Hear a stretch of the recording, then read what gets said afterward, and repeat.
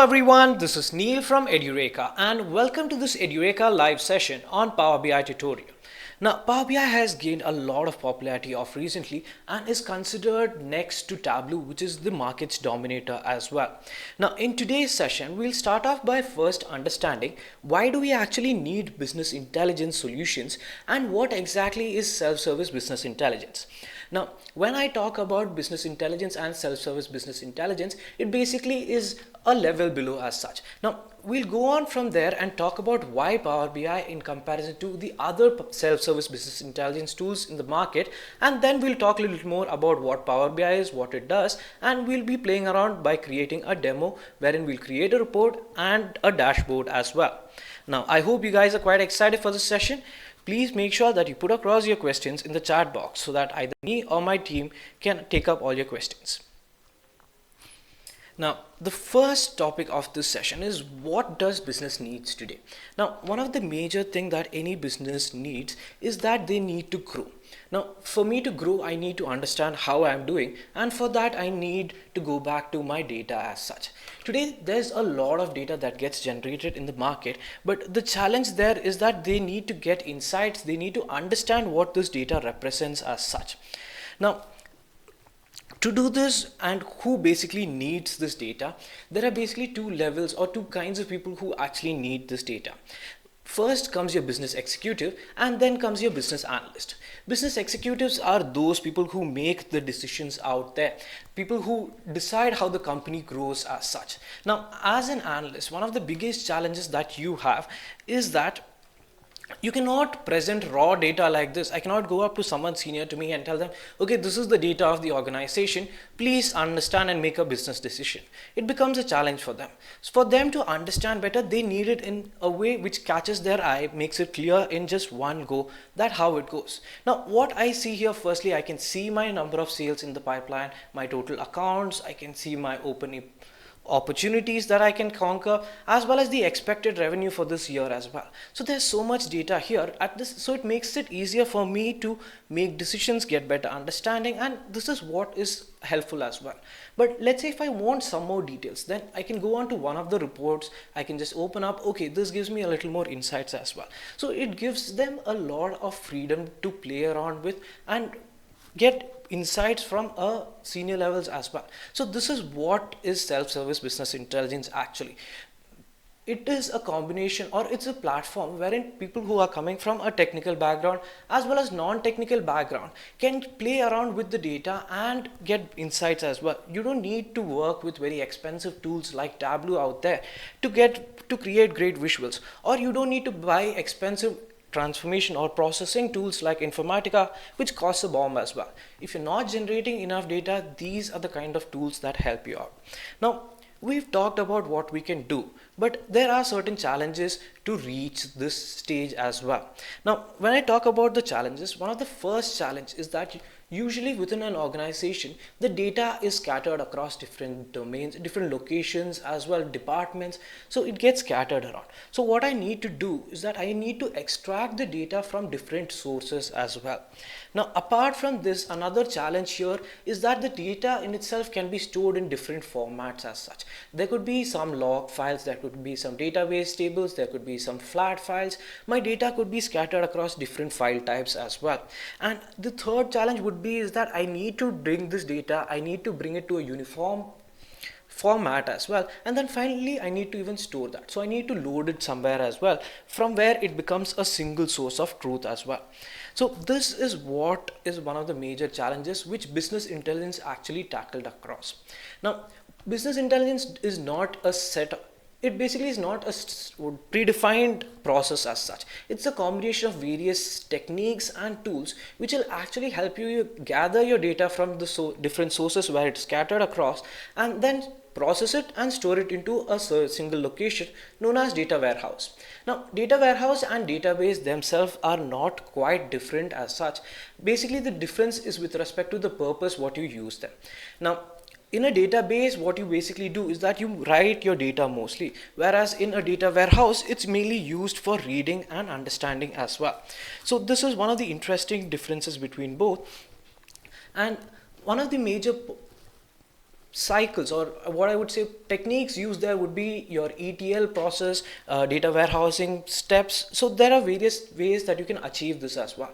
But if I have to define the entire process involved here, I need to first prepare my data, I need to integrate it to a common source, I need to manipulate with respect to it, which then becomes my single source of information. From here on, even a non-technical person can come in, they can create visualization and go on to give better insights with respect to the data to the senior management as well.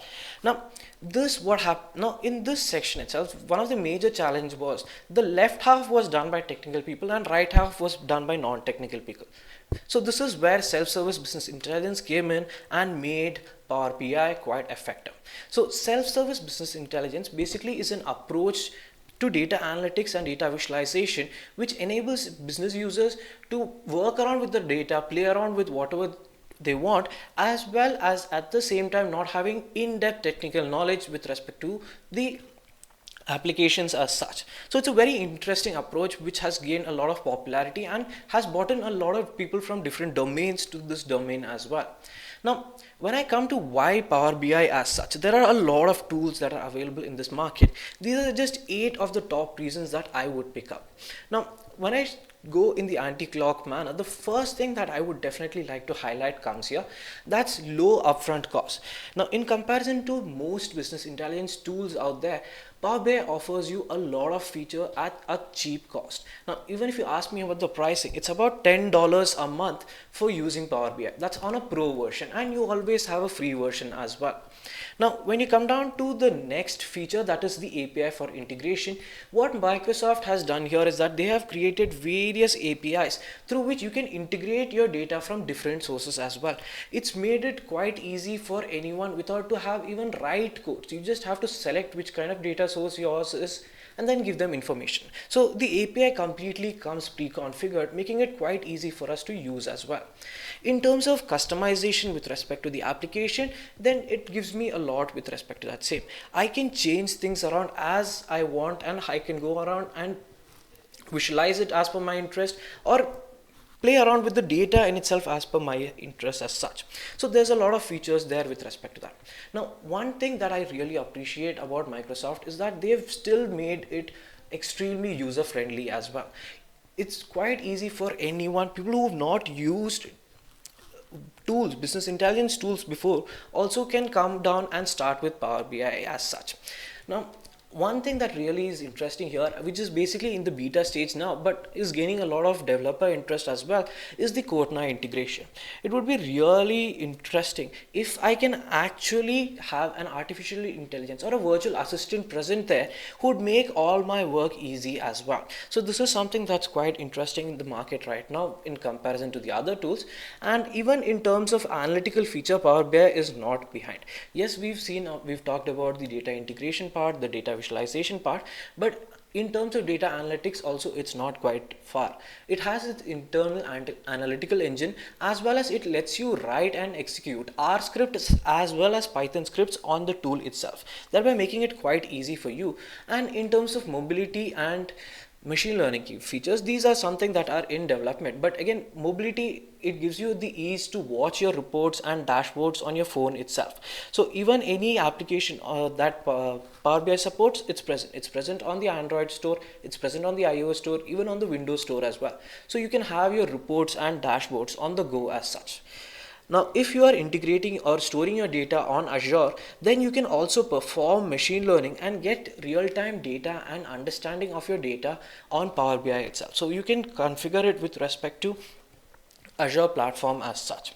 Now, the key factor here that does not come into the picture here is that Power BI in itself by default is a free software as such. So if you want to make the payment, definitely you can do that. If you're impressed by it, there are various additional features that come with the pro feature, so definitely you can do that.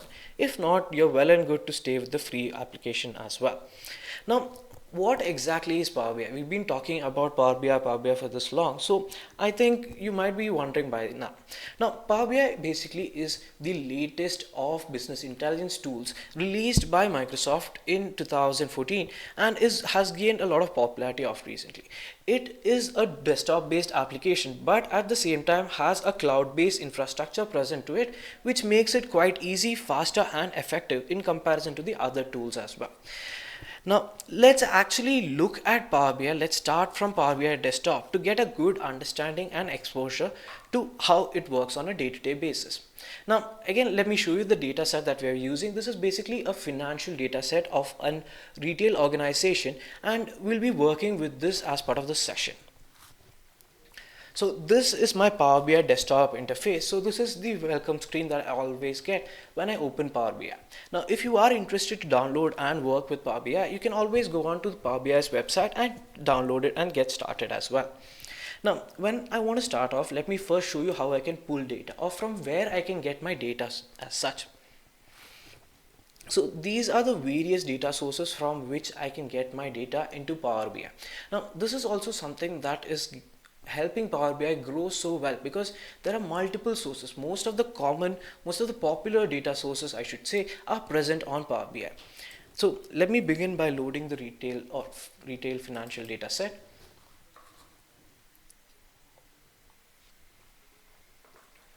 Okay, now one good feature that Power BI does is that before you load your data, actually it gives you a preview of your data as well.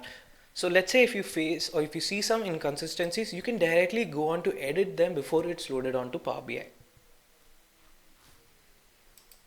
Okay, I see a question asking, will it support Oracle DB? Definitely it will support Oracle DB.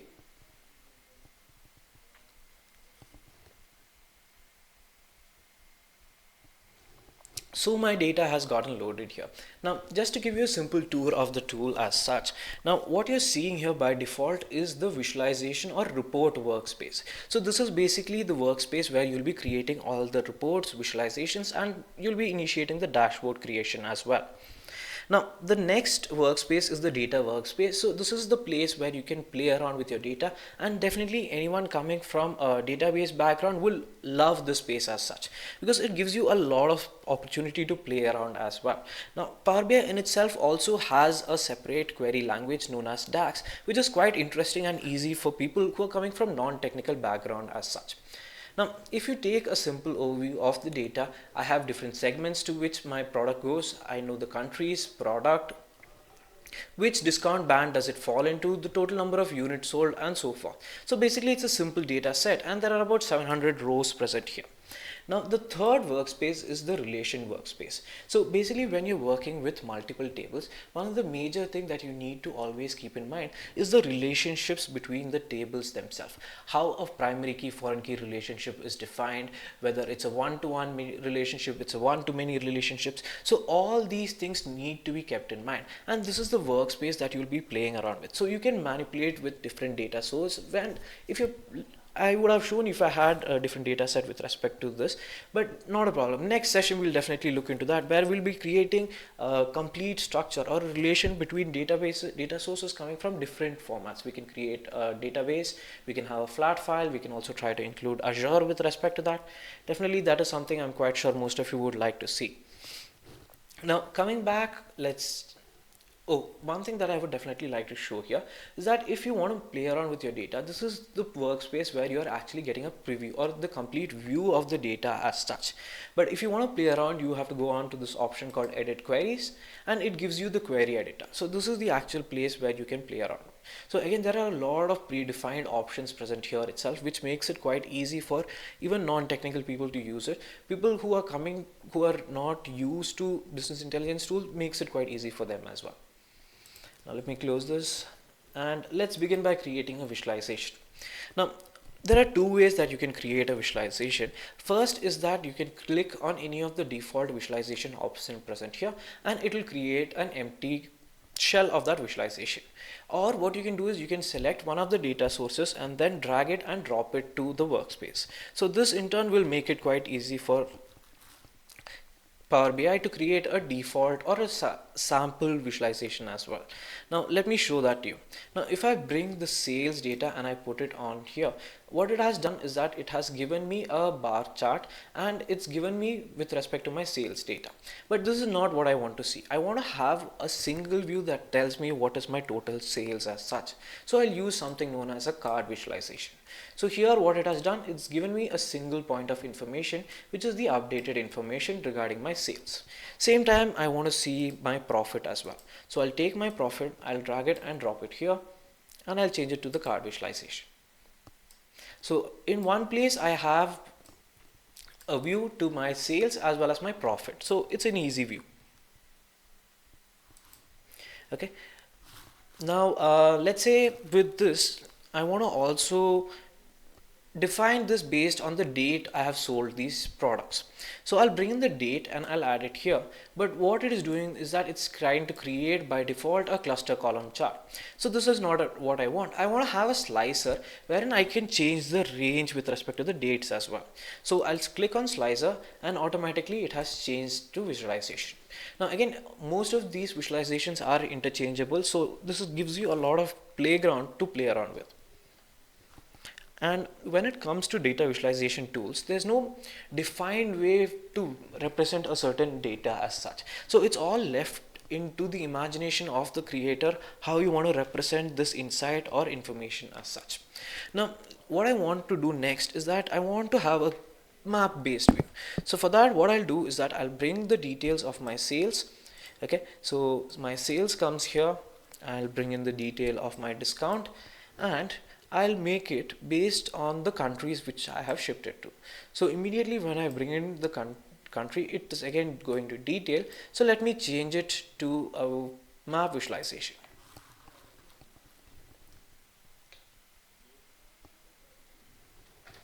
So now what it has done is that it's taken the locations and it has given me the sales amount. Okay, and the color of the region is defined by the discount as such. Now how do I know that? I'm just seeing it in the workspace here. So this basically is a drag and drop interface as well, wherein you can load or play around with the data. So the third way to improve or change a visualization is that you can select a column from here and you can drag and drop it into this workspace as such. Now if you don't like the color here, there's the format tab present here and where you can go on and play with the color as well. Now let's say I want to give different colors, then I'll enable divergence. I'll say red as my minimum, white as my center and green as my maximum. So if you see here, the color has changed. There's a deep red, there's a light red, there's light green, and then there's dark green. So there's a neutral color here as well. So again, this is how you play around with visualizations as such. Now one thing, let's say if I want to create a very detailed view, or let's say a detailed visualization which gives me an insight, then what I'll do is that let me take a slightly complex one. Let me take the profits, I'll bring in the discounts, and here, or let me say,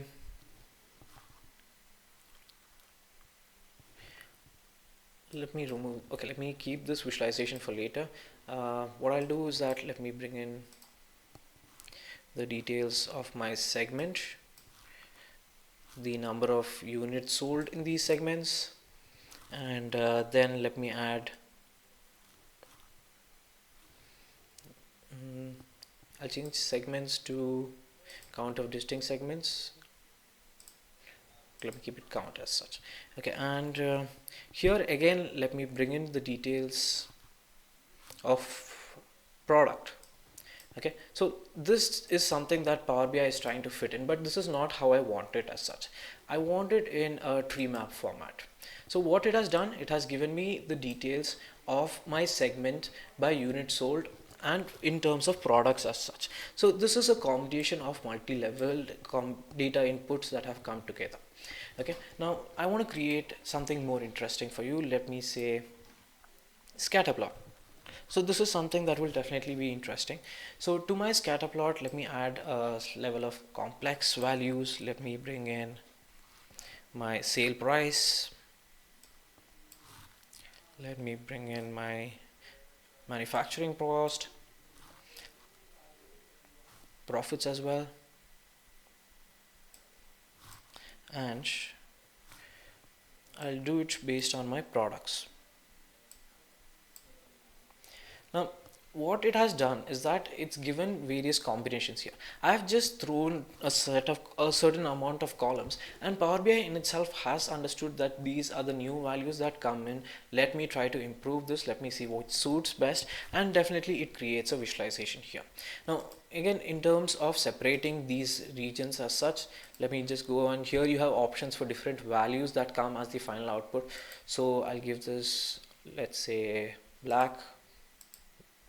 I'll give one red, one gets the light color, blue. So this is a combination. Now I've just mixed out the colors, and since I've changed the colors themselves, it's made it quite easy for me to differentiate as well. Now, one of the things that you might be wondering at this point is some of you might have heard about Tableau as such, and you might be wondering how is this visualization tool different from Tableau. Now, the reason that it's different from Tableau is that firstly, even on the freeware or the free mode of Power BI, you can connect it with different data sources as well, and you have a level of data analytical capabilities present here as such. Now, in terms of visualization, definitely I feel Tableau is a bit higher, but Tableau basically is just a data visualization tool. Here you have various features as well as additional usage for both technical and non-technical people, giving them a lot more ground to play around with. Okay, now the same thing, now let's say if I want to go and create a dashboard from this information. So then what you need to first do is that first you need to save this report, and let me call this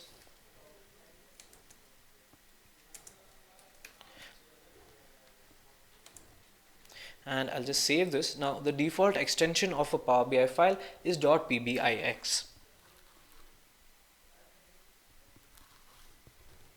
Okay, now it's saved. So you see this option here. So what it does is that it's going to publish this report on Power BI services as such. Now Power BI service is basically a cloud-based platform for your Power BI, and that is the workspace where you'll be actually creating your dashboard as such. Okay, so now what it has done is that it has published this report onto my Power BI service. Okay, let me go here. Let me just So this is the default Power BI service workspace. Now I've basically connected the previous data to my Salesforce cloud. So what you had seen initially was from my Salesforce cloud itself. So definitely I'm sure that that would have seemed interesting for most of you as well. Now here you can see there's a report called Power BI Live 1. So that was what we had saved the report as. So now what you see here is that the report is present here as well.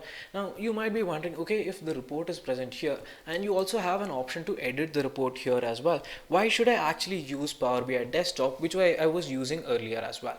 The reason being is because you have a lot more data manipulation capability, and it's quite flexible as well for the user as well. So now if you're manipulating and creating everything on the cloud, then you need to have constant connectivity as well. Using the desktop application, I can even create a report while I'm on the go as such.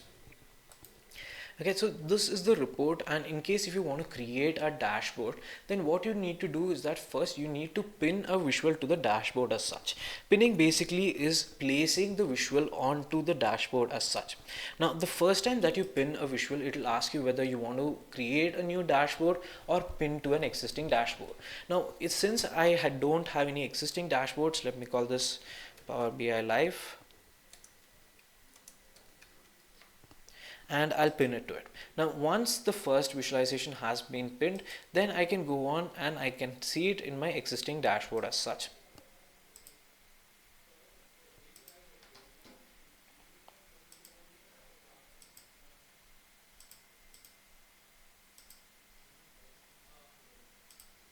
Okay, let me pin this, sorry about that. So date slicers are specific to your reports, I'm sorry, because when you go onto a dashboard as such, it is a static view as such, wherein it does not give the user the complete freedom to change with respect to anything depicted there. Although the data which comes into the Power BI report is always refreshing and growing as such, but the dashboard visualizations are static as such. We'll be seeing that when we go on to our works dashboard. Let me pin this one as well. And the third option is that, yes. Okay, now let me go on to show you my dashboard which has been created here.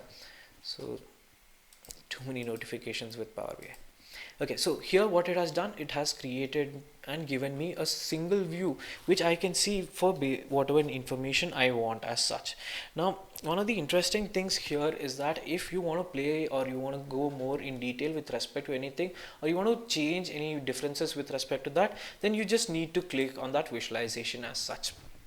So this in turn will redirect you to the report where this visualization is present. So even in case you're working with multiple reports or you're working with multiple data sources and reports, one single visualization can be interesting to someone. So if they want more information, they just press on it. Okay, and one of the other interesting features about Power BI dashboard is that once you've created a dashboard, it's quite easy for you to share this dashboard with anyone as well. So once you click on the share option, it asks you the email of that person and they have the access to view this dashboard as such. So whenever they want to see it, they can just go to the report as such. And the other interesting fact that has brought my interest into Power BI as such was the Q&A feature of Power BI. Now Power BI in itself has a natural language processing system associated with the server, which makes it quite easy for anyone. Now let's say I want to identify total sales on January 2014.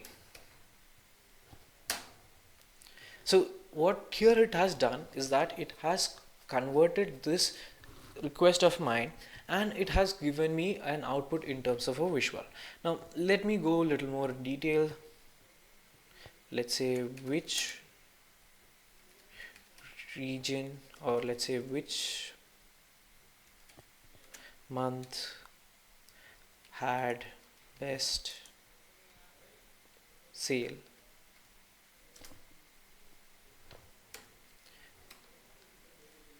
Oh, I'm sorry about that. Now again, when it has continuous grace, what it is understanding is that it's not able to identify this. Now this is again a work in progress, but definitely this is something that is interesting. Okay, so again, profits per month. Okay, it's given me profits per month, so this is a different visualization. So definitely this is something that makes it easier for anyone to work and play around with. Now again, there are various filters that you can add on to this visualization. There are various fields that you can play around with here as well, so it's a quite interesting factor as such. Now let me go back to my presentation, and with this let me just summarize what we have discussed as part of this session. We started off by first understanding what is Power BI, but before that we talked about business intelligence, we understood about self-service business intelligence, we talked about the major features of Power BI, we talked about what is Power BI, and you had a look at the demo as well with Power BI and Power BI service. Now in case if you are interested to learn more about Power BI, you can check out our Power BI training program at edureka.co/power-bi-training. So you'll get, my team will be sharing the link with you. So we have weekly as well as we have weekly classes, and there is weekday and weekend batches as well. So if you are interested, you can check that out. If you're looking for blogs which can be more informative about Power BI, you can check it out at edureka.co/blogs. And if you want more videos which can help you out with Power BI, then you can check out our Edureka playlist of Power BI.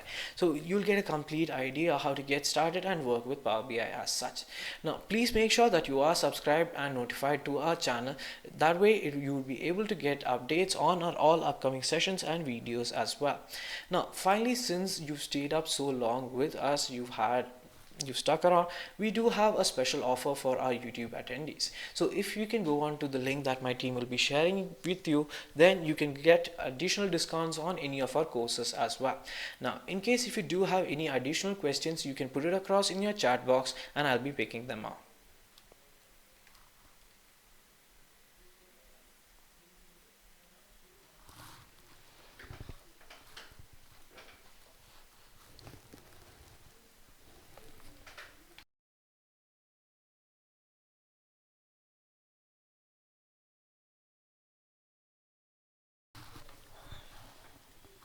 Okay, I think there are no questions now. So let me conclude this session and keep putting your questions if you do have any in the chat box.